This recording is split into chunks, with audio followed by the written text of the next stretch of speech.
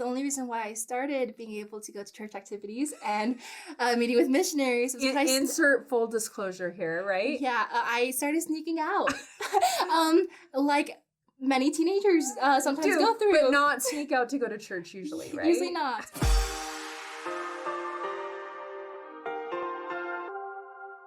Hello and welcome to The Middle. I'm Ganel-Lyn, your host, and I am so excited to have our very special guest on The Middle today, Emily Jane Ziegler.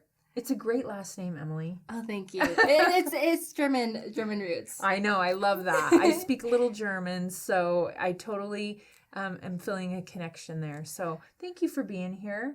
Here on The Middle, we talk about and unpack stories of being in the middle, because we're all in the middle of something, right? And we're all living things that we don't have the end chapter yet with the little bow and the happily ever after. And the things that we're going to talk about today, even though Emily and I both identify religiously towards the same religion, the Church of Jesus Christ of Latter-day Saints, also known previously as the Mormons.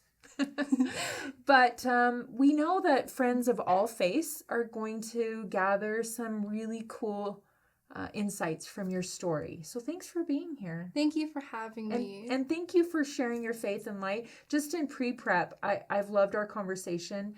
And in the story of the middle, we always have to have the beginnings of the middle, right? Even if we don't know the end of the story, we do kind of... It helps us understand what we're living now if we can go back a little bit and get a little backstory. So you grew up, what did your family identify religiously as? So my family growing up, we were Baptist. We attended Baptist churches for as long as I could remember. And it wasn't until I was 14 that my best friend introduced me to his faith, which is the Church of Jesus Christ of Latter-day Saints. Okay. And so we were talking about this a little bit before. Your family, what did it look like to be Baptist? Because everyone, whether you're Catholic, Muslim, Jewish, LDS, your way of living your faith can look different depending on your family. That's so true. For my family, I feel like it was unconventional in many ways. We were a military family, so feeling like we had strong connections to our congregation was hard because we moved. Yeah. And so for us, it looked like going to church every Sunday.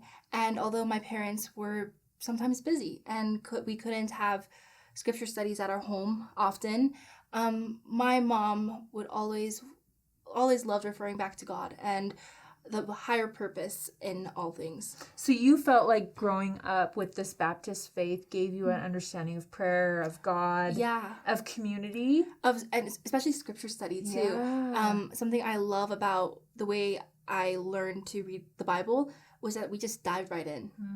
I loved that so much. That.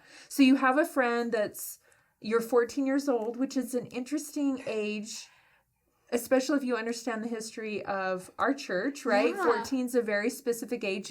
The Joseph Smith story kind of launches at age 14. Yeah, my friend was telling me about another 14-year-old who was searching for light and truth in his life. So Joseph Smith, that's how he kind of brought it up. And so immediately, did he go straight to, do you want to come to church with me? Do you want to meet with our missionaries? How did he share? So he knew that I was having a bit of a hard time in high school.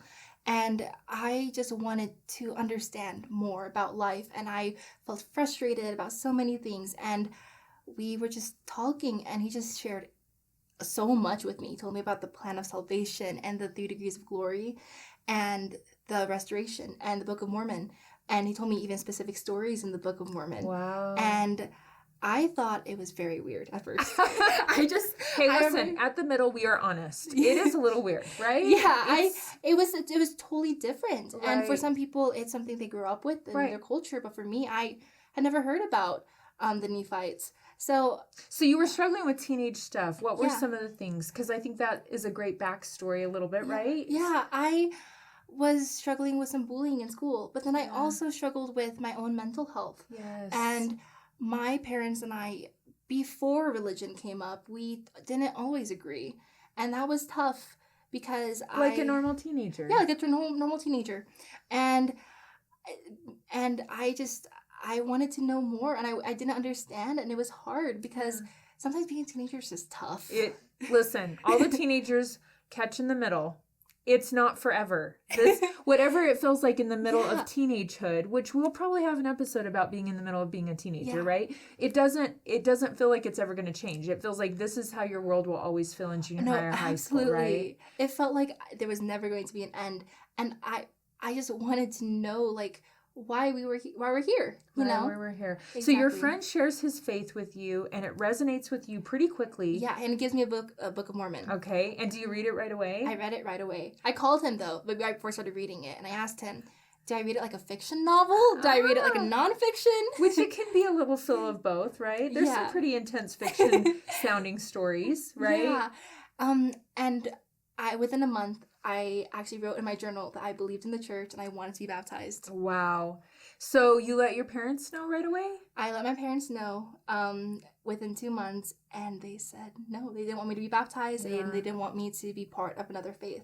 And Emily, that's really why we wanted you on the show, because your story is not much different from other families. Yeah. And even if your family identifies as Muslim, Jewish, Catholic, we totally at the middle embrace and welcome a conversation about all faiths, right?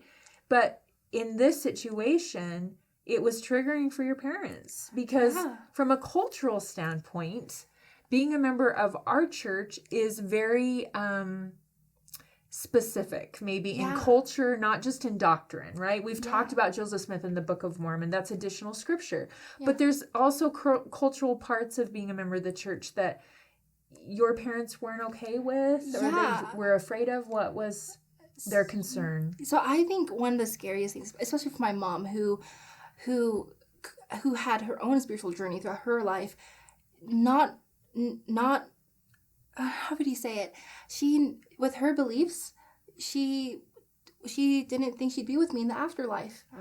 But then with me joining another church, she felt like, I think that she felt like she was losing me culturally too. Yes. Because going to Baptist churches, that was something my family shared. And that was something we did as a family. And when I didn't want to be part of that anymore, and I wanted to be part of a different church. It was a loss for them. Yeah. And I didn't always understand that point of view. And I felt, being so young, I felt like maybe they're just trying to hold me back. I think they were more like, instead of holding me back, they're trying to cradle me and keep me a little bit closer for a little bit longer. So I think teenagers and parents all around the world that are watching this will relate to that struggle, right? Yeah. Usually teenagers are not begging their parents to go to a certain faith or church.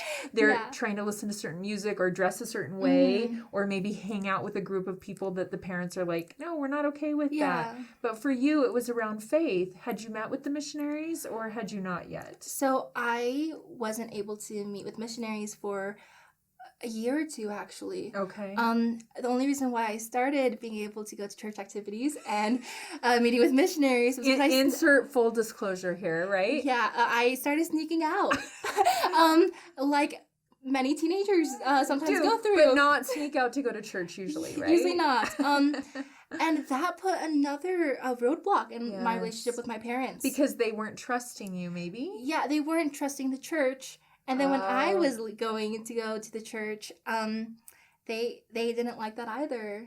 And it was hard for them because it was very stressful. And I think they just felt like they were losing me. And we need to say, Emily Jane loves her parents. Oh, I do so much. And values family. Yeah. But there was this burning, what we like to say, our vernacular says testimony, right? There was a burning testimony, and it had the things that your friend had shared, and then reading the Book of Mormon, all of that had created for you this desire to risk sneaking out and being a part of the church. At one point, and we want to get to some of the heart of where you've been at the last 4 years, but at a certain point your parents said, absolutely not. You cannot be baptized. You can't join this church until what? Well, if it were up to them, I don't think they'd want me to join at all. Ever. But they knew, and they told me that they knew that when I was 18, as soon as I turned 18, that I would probably join. And I'm turning 18 in a couple of weeks. So So at the time of this taping, we don't want to ruin the end of this part of the story. That's true. You're almost 18 now. But for the last 4 years, you then were trying to preserve family relationships, which we can all relate to that. And to do that, you agreed to not go to church. Is that what kind of was Yeah. the peace deal? So after I started sneaking out, it was actually through the encouragement of my church leaders who, as they began to understand the situation, Right. they encouraged me to tell my parents the truth and to build a relationship that was based off of love and trust with my parents. And it wasn't until April 2019, a few months before I moved out, that my parents started letting me go to church once a week. And that was after I actually stayed home for months and I didn't go to church during that time. So the church leaders of the area you were living in recognized that there wasn't complete honesty, and they very much wanted to make sure your family relationship was the priority. And so they turned you back to your parents to say, we're not kidnapping her, we're not trying to brainwash her, right? I'm assuming here, right? Yes. That you need to, Emily Jane, tell your parents what's really going on. And that's really where I'd like to spend the rest of our conversation on. Yeah. Because in that period of time, you had a really unique opportunity. Yeah. And that opportunity is the middle story that I love. And that is that you kept wanting to grow in your faith. Yeah. But you couldn't attend a congregation and have Sunday school teachers and leaders help you along that way. You had to find your own way of growing your faith. Is that accurate? That is. I remember in the first couple of weeks after I told my parents the truth, I turned to the elder quorum's president of my ward. I told him, I don't know how to do this. I want to be there. I want to go to Sunday school. I want to go to Young Women's. And he told me to... And just side note for our viewers that aren't familiar, Elders Quorum is for the men and Young Women's is for the teenage girls 18 and under. And so those are organizations within the church that help support. It's where we decide who goes to which class based on age and that's a gender. Big cultural thing too. It's a big culture thing, yeah. Right. So, and that's maybe another reason why my parents didn't quite understand at first. But yes, I reached out and I asked, how do I do this? And he shared some amazing advice with me. And that was about dedicating a space and time every single day to turn to God and to just reach out. And I know that's one of the things you really wanted to make sure our viewers understood. And the reason we invited you on the middle is because what you have now experienced for the last few years, not by your choice, but out of respect to your parents and to keep those relationships honest and open and connecting, is now what the world experienced through at the time of this taping, the pandemic, when churches all over the world had to shut down. Yeah. And members of all congregations, of all faiths, no matter how they identified, found themselves doing home-centered church. Yeah. And you are now an expert at that because of your experience. You have a way to share what you've already gone through to inspire those of us that are like, wait, how do we do home church? How do we not show up to our classes with our teachers? Yeah. And one of the things that you shared that we really wanted to make sure we emphasized is that you realized from what this church leader shared with you that you needed to have dedicated time and space to connect with God every day. Where is that and how did that look for you? So for me, it's always above my bookshelf. Okay. I have a little, what do you call it, ornament of the temple, which is important in our faith. And I also have pictures of Jesus Christ, and I have all my church-related materials there for like scriptures or just your inspirational. Journals. My journal, yeah. And on Sundays, I would go to that little corner because it has everything I needed. And that was a little space. When I go into my room, I can just look at it and like, oh, this is where I need to be. Wow. Yeah. I love the idea that we can all use that. It doesn't matter what your faith is. We can relate to the discord in a family and the loss that your parents were afraid of having if you identified with a new faith. Yeah. But we can all learn from that. Like, are we setting aside the distractions of life and going to that dedicated space every day or once a week, whatever that looks like for you, to show up for what I call a sacred appointment with God? Yeah. So that your faith has space to grow. Absolutely. What did you learn about how you kept yourself motivated to do that? for me, the hardest thing was to actually go and do it. And I remember the first few days I felt so frustrated. The first few Sundays too, I was like, I don't know if I want to do it. It's not going to be the same. And the fact is, it won't be the same. Not, yeah. You know, having home-centered lessons and plans for reaching out to God, it's not going to be the same as going to a church, whether it's at a because chapel there's or not a mosque. community there. There's not the other people raising hands or sharing thoughts or giving talks or singing. Exactly. Right? It's different. But I found that every time I went, I felt a little bit more strength than the last time, and I felt motivated to go again. And every time I felt like maybe I should take a break. When I went again, I felt more resolved than last time. I love that. The other really important takeaway you wanted to make sure the middle viewers learned from your experience and being in the middle of this, because you haven't been baptized yet, you're about to turn 18, is what have you learned about God in dedicating time and space for Him daily or weekly? What have you learned about Him? I've learned that throughout all the times that I felt maybe He isn't with me right now, He is. He really is with me. He's holding my hand constantly. Even if sometimes I feel like I'm struggling to feel the Holy Ghost, or I'm struggling to feel God's love, He is 100% there. I just don't have all-seeing eyes like He does.